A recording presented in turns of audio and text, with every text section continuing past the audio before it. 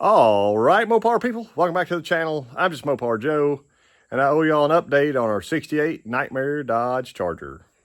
Let me show you where it's at and what's happening here. So here's our car. You'll see I got that blanket on the hood for now, just to lay stuff on, keep dust off that, all that. So the top, we're going to talk about the top and the hood. The top looked like somebody walked on it at some point, and maybe I can get you a better view.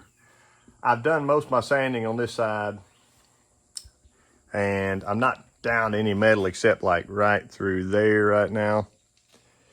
But here's my many layers. So I put Eastwood rust encapsulator on, and then I had sanded that and epoxy primed, and then I sanded that and I 2K'd, and I kept on blocking, and I'd find a spot, and then I would add more filler, and I'd block that off, and most of the filler would be gone, but then there'd be a low. So you can see I got some spot putty wiped now. The top was really bad. So here, this is like, I'm probably midways done of with the top dents, and I've even talked about the top before. And early on, it was looking good after the first coat of primer. It's all in primer, but that's, you know, the stuff flashes off and it shrinks up over time. It just is what it is. So we've had plenty of shrink time. That's been a few months back. The thing's never been out in the weather, and I don't ever leave it in like portions of bare metal to start rusting or anything. So I have my base down with the epoxy stuff to help keep moisture from getting back to the metal. But you can see my texture here. So last time I was here, Jay and I actually sprayed some feather fill on this that turns pink. You may can see a few little pink lows left here. And that's what we're blocking off now. So they don't want you to spray that over. Typically, they don't want you to spray it over direct to metal, but the new stuff, it does say direct to metal. It's fine with that. I didn't want to spray it over very much direct to metal stuff. Rather, I didn't want to spray it directly over metal very much. So we put our primers down first. Here's this beautifully ugly side. Can y'all see the waves in this? And my goal before the end of this video is to sand most of those out and not be down to the metal. I think maybe there, that kind of dark black spot, there's a little bit of metal shining through. But after today's sanding, it can be primed the entire top, a couple more heavy coats, and blocked with a 320 or 400, and then it'll be done. But it has just been one thing after another, on and on and on. I fixed my oil canning stuff. I showed that in a different video with my, that's panel bond and some new metal strips in here. So to keep it rigidity, right? Because I was sanding with a DA and it would just pop in, cave in. All that's done. My sail panels look really good where I put my band of metal in and finished that out with fiberall. The top's getting much closer. The panels here, I don't know what you call those. There's a little bit of variance in them from, this is our Golden Star quarter, that's our AMD quarter, I've said that a million times. But this one is actually kind of more concaved, like I think you would see from the factory. AMD reproduced that. This one is not. It's going to be more flat, and there's nothing I can do about it unless I was to replace it. So I'm going to get it as nice and smooth as possible. It has a few little rinky-dinky dents there still. I haven't done any seam sealer yet in my gaps. But it's getting closer.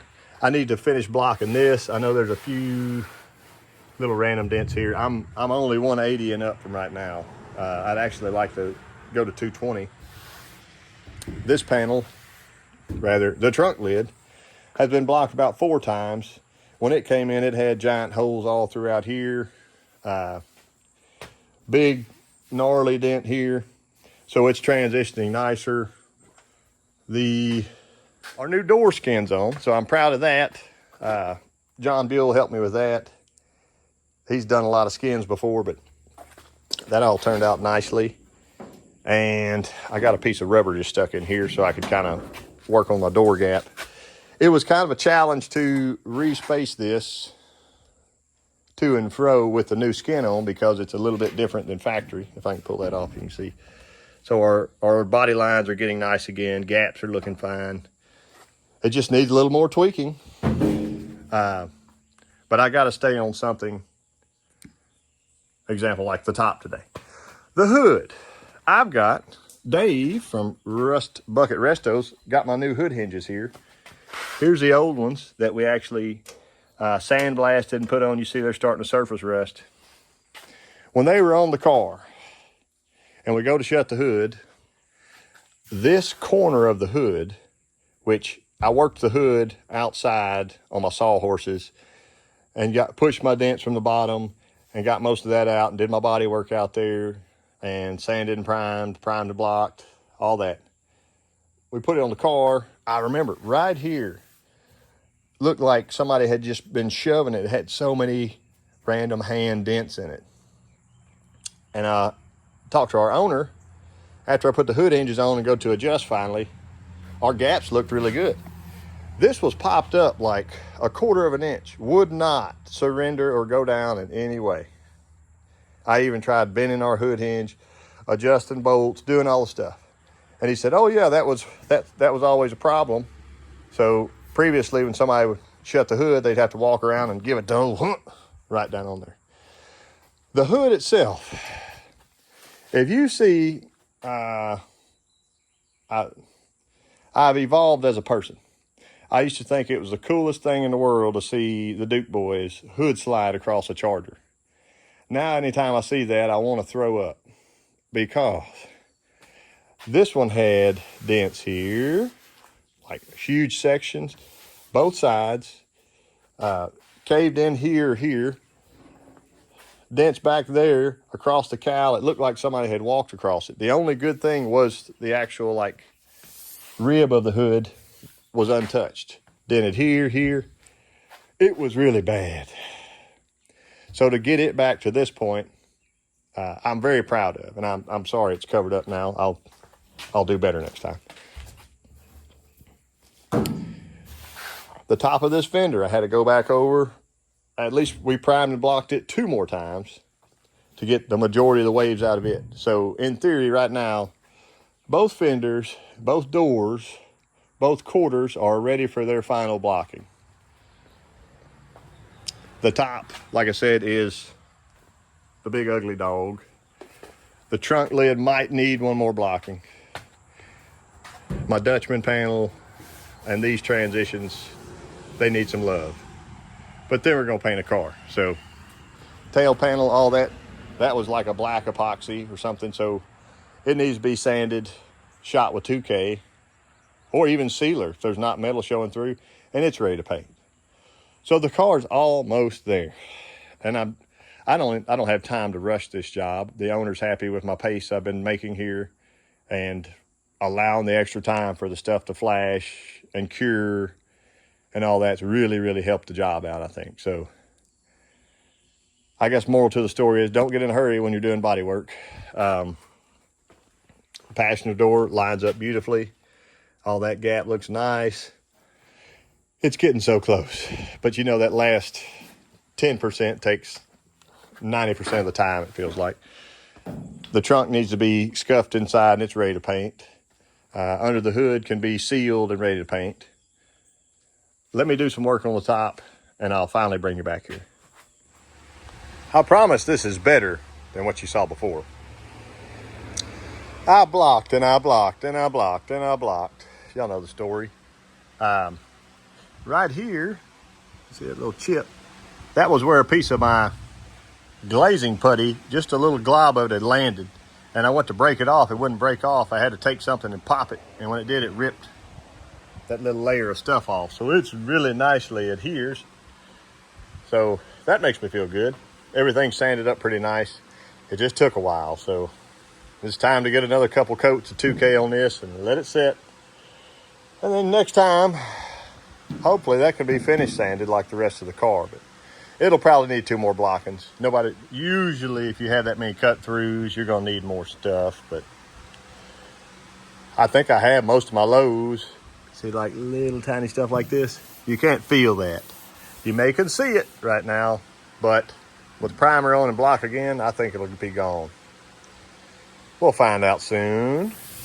Primer's on quick and wet. I'm trying to film this. I got an ugly spot right there. You see that? Woo! Right in there is big dog. That's not gonna block out. That's gonna need some more. But if I can see it right now, the rest of that looked pretty good. I knew I was getting close. Sorry, my gun's still leaking over there. I want to coat that muchacho while I'll know exactly where it's at. That's guide coat. That's real guide coat, not just black spray paint.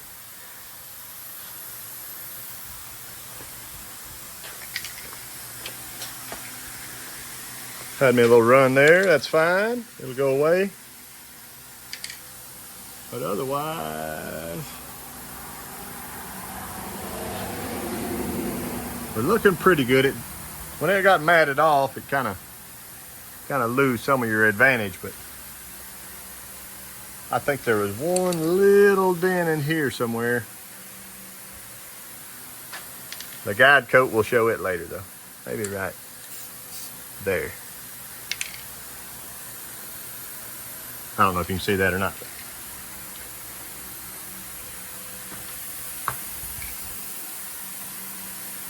Our top gets closer. Finally. Also, before I go, I had to mention our owner got his grill all cleaned up, brought to me, and we finally got to test fit it with our new front valance panel that also came from AMD. The original valance panel, let me show you that dude. Here it is. You'd say, oh, it's not that bad. Do you see how flat it is? It looked like somebody stepped on the thing over and over. Walked on the top, walked on the valance. Why am I filming in the dark anyway? So I think next step's probably going to be load the car. Get out of these wasps. Load the car and bring it to my new shop. Do our finish sanding there. It's a lot cleaner environment. And get ready to paint. So thank y'all for watching, and I'll leave you with a clip of how this thing started, some of the process in case you're new here.